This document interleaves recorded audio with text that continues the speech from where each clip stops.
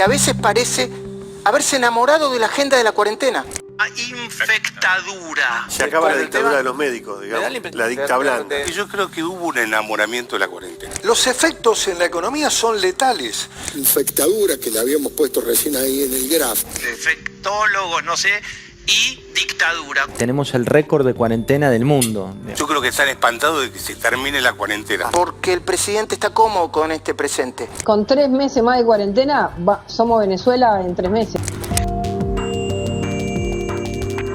Por esto que acabamos de ver, te proponemos repasar una vez más el falso dilema entre la economía y la cuarentena, porque hay una ilusión dando vuelta acerca de que esta pandemia mundial solamente nos afectó a nosotros, a nuestra economía. Sin embargo, el propio Banco Mundial ya advirtió que la economía global de todo el mundo va a caer al 5,2% en 2020.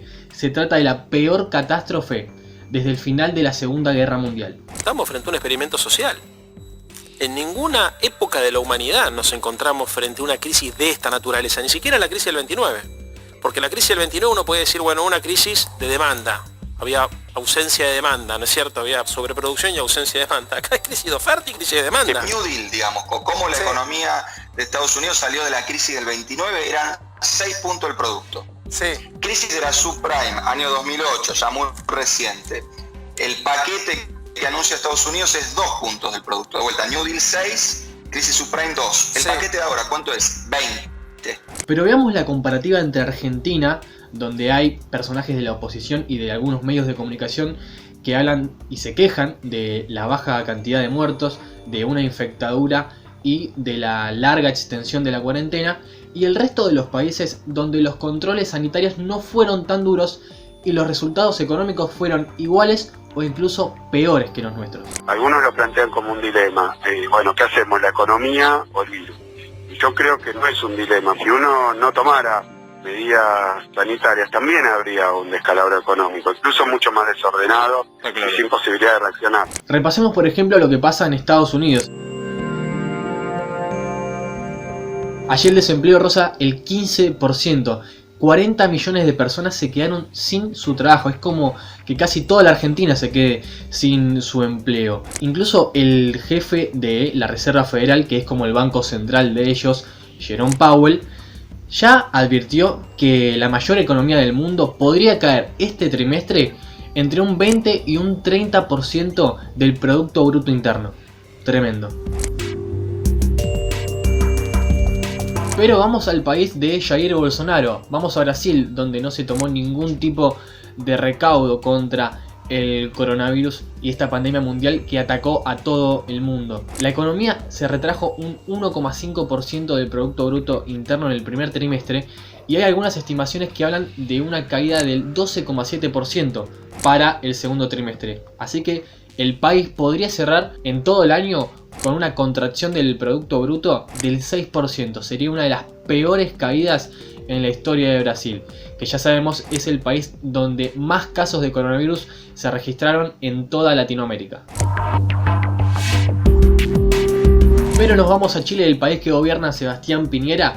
Allí la actividad económica se derrumbó al 14%. Es el peor registro desde que se hace esa medición en el país vecino. Este dato fue acompañado de la caída de 1/3 de las ventas minoristas y el ascenso de la tasa de desempleo al 9%. Pero atención, porque el JP Morgan advirtió que el gobierno chileno estaría desestimando el impacto real del coronavirus sobre el mercado de trabajo. Así que la tasa de desempleo en Chile ya estaría rozando el 20%, una de las peores marcas en toda su historia. Suecia, que fue más flexible en el tema de cuarentena, tiene los mismos resultados económicos que aquellos países que hicieron la cuarentena. En Suecia, el país que utilizó a modo de ejemplo el presidente Alberto Fernández, bueno, allí el propio gobierno sueco tuvo que rever sus proyecciones y ahora pronostica una caída del 10% del Producto Bruto Interno. Además, el desempleo se podría duplicar y disparar hasta el 13%, mientras que un 78% de las empresas afirma que sus ventas disminuyeron.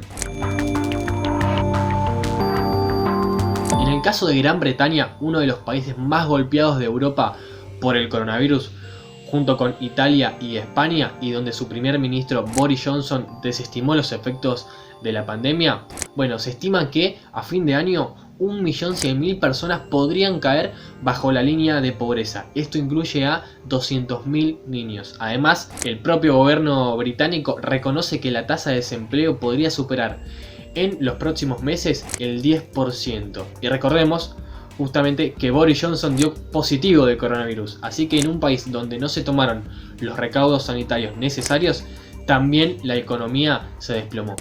No se trata de negar la crisis económica, porque los números hablan por sí solos, son elocuentes y también hablan en nuestro país. Lamentablemente la pandemia, tenemos que reconocer, ya le ganó a la economía, acá y en todo el mundo. Lo único que puede hacer un país es proteger al máximo su sistema de salud y perder por lo menos posible, en términos económicos, frente a la pandemia del coronavirus.